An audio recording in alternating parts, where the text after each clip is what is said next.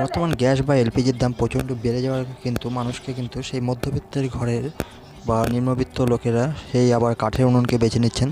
তো এখন কিন্তু অত্যাধুনিক ধোঁয়াহীন উনান বেরিয়ে গেছে। তো সেই ধোঁয়াহীন উনানকে আপনি বাড়িতে কী করে বানিয়ে নেবেন সেটাই আজকে আপনাদেরকে দেখাবো।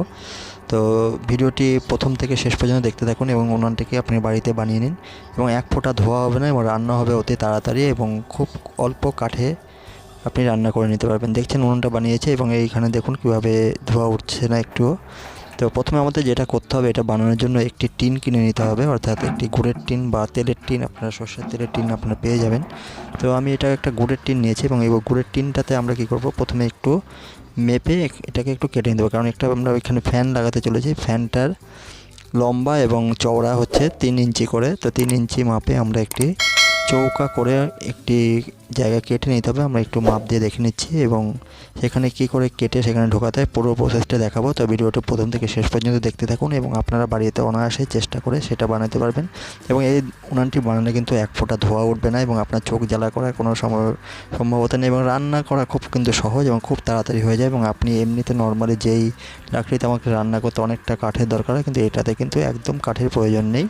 অল্প কাঠেই আপনাকে পুরো রান্না করে দেবে এবং আপনারা ভালো করে জানেন যে গ্যাসের উনুনের থেকে কিন্তু কাঠের উনুনে রান্না করার টেস্ট কিন্তু একটু আলাদাই হয়ে থাকে। তো প্রথমে আমরা এখানে একটু দাগ দিয়ে 3 ইঞ্চি করে মেপে নিয়ে এবং এখানে পুরো দাগ দিয়ে নিচ্ছি। এরপরে আমরা এখান থেকে আমরা এটাকে কাটিং করে নেব এবং অন্য সাইডে আরেকটা জায়গাতে কাটতে হবে আমাদের, কারণ সেখান দিয়ে কিন্তু আমাদের এখানে যেই লাকড়িগুলো জ্বলবে সেখানে যে ছাইগুলো হবে সেই ছাইগুলো ফেলার জন্য কিন্তু আমাদের একটা কিন্তু জায়গা আমাদেরকে করে নিতে হবে এবং আমরা একটু অপর প্রান্তে কিন্তু সেখানে আমরা এটা কেটে নেব। তো আমরা একটা পুরো মেপে নিয়েছি এবং আরেকটা জায়গাতে আমরা দাগ দিয়ে নিচ্ছি, সেইখানটায় কেটে এইখান থেকে আপনারা যে ছাইটা জমবে সেই ছাইটা কিন্তু আমাদের নিচে দিয়ে বের করতে হবে। এই জন্য আমরা এখানে আরেকটা মার্জিন করে নিলাম এবং এখান থেকে কিন্তু আমরা এই জায়গাটাকে কেটে নেব। আমাদের কিন্তু পুরো টিনটাকে মার্জিন করে নেওয়া হয়েছে এবং কিন্তু কাটার পালা। তো আমরা এখানে কী করছি, টিনটার ভিতরে একটি ইট ঢুকিয়ে দিয়েছি যাতে ব্যালেন্সটা পাওয়া যায় এবং এখানে দেখুন একটা লোহার একটা ছেনি দিয়ে আমরা কিন্তু টিনটাকে কাটার চেষ্টা করছি এবং কাটাটাকে খুব ভালো করে কেটে নেবো, একটা চৌকা করে কেটে নিচ্ছি। তো দেখতে থাকুন আমরা কী করে কেটে সেখানটায় আমরা সেটিং করি।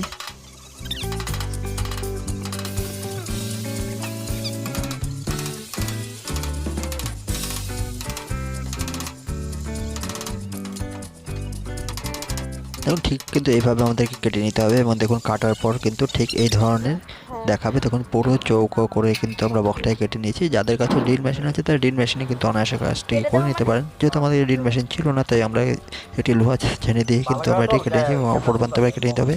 এরপর দেখুন আমরা একটি অ্যালুমিনিয়াম শিট নিয়ে নিয়েছি, অর্থাৎ এই অ্যালুমিনিয়াম শিটটিকে দিয়ে কিন্তু আমাদেরকে একটা বক্সের মতো বানাতে হবে যেখানে আমরা ফ্যানটাকে সেট করতে পারবো। তো আমরা একটি অ্যালুমিনিয়াম শিট নিয়ে নিয়েছি, আমার ঘরের মধ্যে ছিল একটু টুকরো। আপনার কাছে না থাকে আপনি অনায়াসে দোকান থেকে কিনে নিতে পারেন এবং অল্প দামে হয়ে যাবে, বেশি দামের প্রয়োজন হয় না।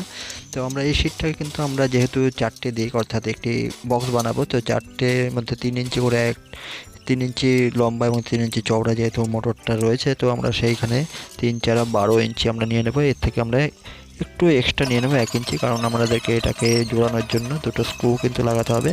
তো আমরা এবার লম্বি দাগ দিয়ে আমরা সেখান থেকে কিন্তু আমরা এটাকে সেট করে নিচ্ছি।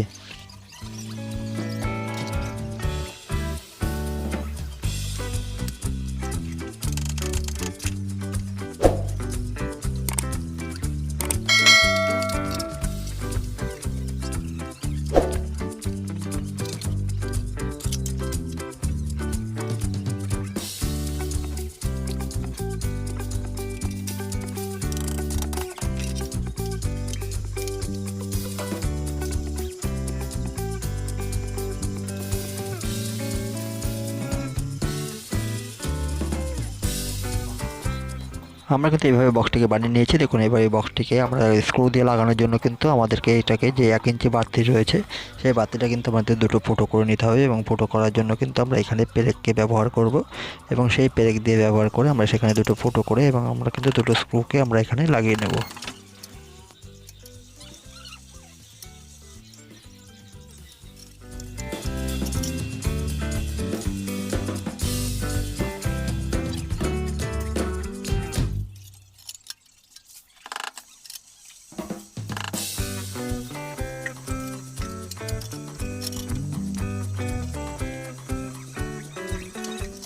আমরা ফুটো স্ক্রুটি লাগানোর পর কিন্তু দেখুন আমরা এখানে ফ্যানটিকেও সেট করে দেবো এবং ফ্যানটিকে সেট করে দিয়েছি। সেট করার পর দেখুন যেই টিনের মধ্যে যেই ফুটোটা আমরা করেছিলাম সেই ফুটোর মধ্যে কিন্তু আমরা এই যে ফ্যান লাগানোর পাইপটি রয়েছে সেটা কিন্তু আমরা ভেতরে ঢুকিয়ে দিয়ে ভালো করে সেট করে নেব। এবং দেখুন এটার পাইপটার মধ্যে ঠিক ভালো করে ফ্যানটাকে আমরা সেট করে নিয়েছি। আপনারা এভাবে যেভাবে খুশি আপনারা সেট করে নিতে পারেন। তো আমাদের যতটুকু ঢোকানো রয়েছে, যেহেতু আমরা টিনের মধ্যে আমরা মাটি দেবো, তো মাটি দেওয়ার জন্য আমাদের কিন্তু এখানে পাইপটিকে ভালো করে সেট করে নিতে হবে এবং আমরা কিন্তু পুরোপুরি ভালো করে এটাকে বসিয়ে নিয়েছি এবং এর ভেতরে এবার আমরা মাটি দেওয়ার কাজটি করব। তো দেখুন এর ভেতরে কেমন দেখা যাচ্ছে এবং এই এতটাই আমাদের কিন্তু ভেতরে ঢোকাতে হবে। আর এইখানে দেখুন আরেকটু যে ফুটো রয়েছে যেখান দিয়ে ছাইগুলোকে বের করতে হবে, তো সেখানে আমরা আর কিছু করবো না, সেখানে আমরা মাটি দিয়ে আটকে দেবো এবং এর পরবর্তী যেই স্টেপটা আমাদের নিতে হবে, আমাদের কিন্তু কিছু মাটির ব্যবস্থা করতে হবে এবং এই ফ্যানটিকে ভালো করে সেট করে নিয়েছি, কারণ এটাতে একটু ডিসি 12 ভোল্টের একটি মোটর লাগানো রয়েছে, একটি ফ্যান লাগানো। সেই ফ্যানটার সাহায্যে কিন্তু আপনারা এখানে অতিরিক্ত অক্সিজেন পৌঁছাতে পারবেন। এবার কিন্তু আমরা মাটিটাকে সেট করে নেবো এবং দেখুন এখানে মাটির গুঁড়ো নিয়ে নিয়েছি এবং মাটির মধ্যে আমরা কিছুটা সিমেন্ট ঢেলে দেবো। তাহলে সিমেন্টটা দিলে কিন্তু এটা কিন্তু মাটিটা কিন্তু বেশ টাইট হবে এবং ফেটে যাওয়ার সম্ভাবনা থাকবে না এবং খুব তাড়াতাড়ি শুকিয়ে যাবে এবং আপনি কিন্তু এটা ব্যবহারযোগ্য তাড়াতাড়ি করতে পারবেন। শুধু মাটি দিলে শুধু এতটা পোক্ত হবে না জিনিসটা। তো আমরা এখানে কিন্তু একটু সিমেন্ট দিয়ে মাটিটার সাথে ভালো করে গুলিয়ে নেবো এবং মেখে নেবো। এবং কোথাও দেখুন আমাদের সিমেন্টের হয়তো কোনো জায়গায় একটু আস্তে আস্তে রয়ে গেছে এবং মাটিটা আস্তে থাকলে সেটাকে কিন্তু আমরা একটু হাতুড়ি দিয়ে সেটাকে গুঁড়ো করে নেব। এবার গুঁড়ো করে আমরা কিন্তু মাটিটাকে ভালো করে ছেনে নেব এবং ছেনে নেওয়া দেখুন আমাদের কমপ্লিট হয়ে গেছে এবং ছেনে নিয়েছি পরে আমরা দেখুন এবার টিনের ভিতরে আমরা কিন্তু মাটিটাকে ঠিক এমনি বসিয়ে দেবো যেভাবে ঠিক উনুন বানায়। মাঝখানে একটি গোল স্থান রেখে দিতে হবে, স্থান রেখে আমরা এখানে কিন্তু মাটিটা দিয়ে পুরো উনুনটাকে কিন্তু কমপ্লিট করে নেবো। যদি এমনি পুরো উনুনটা দেখাতে যাই তো আমাদের অনেকটা সময় লেগে যাবে এবং ভিডিওটা অনেক লম্বা হয়ে যাবে। তাই আমরা ঠিক এভাবে একটি গোল মাঝখানের গোলটি রেখে এবং আমরা কিন্তু পুরো মাটি দিয়ে কিন্তু পুরো উনুনটাকে কিন্তু আমরা পুরো সেট করে নেব।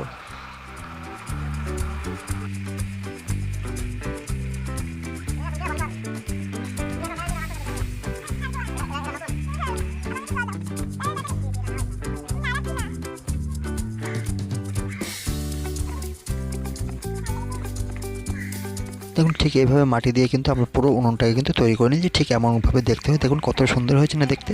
এবং আমরা ভেতরে কিন্তু কতগুলো রডের ব্যবহার করেছি, অর্থাৎ এখানে যেন কাঠটাকে সাপোর্টে রাখা যায়।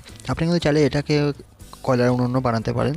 তো দেখুন ঠিক দেখতে এমনি হয়েছে এবং পেছনে ফ্যানটা ফিট করেছে এবং এখানে পজিটিভ নেগেটিভ দুটো তারও রয়েছে, যেখানে আমাদের ডিসি অর্থাৎ কোনো অ্যাডাপ্টার কিংবা দেখা গেলো যে কোনো সেট টপ বক্সে যে অ্যাডাপ্টার আছে সেটা দিয়ে আপনি লাগিয়ে নিতে পারেন কিংবা কোনো ট্রান্সফরমার দিয়েও আপনারা কিন্তু লাগিয়ে নিতে পারেন কিংবা সোলার প্যানেল দিয়েও আপনারা এটাকে ফিট করে নিতে পারেন।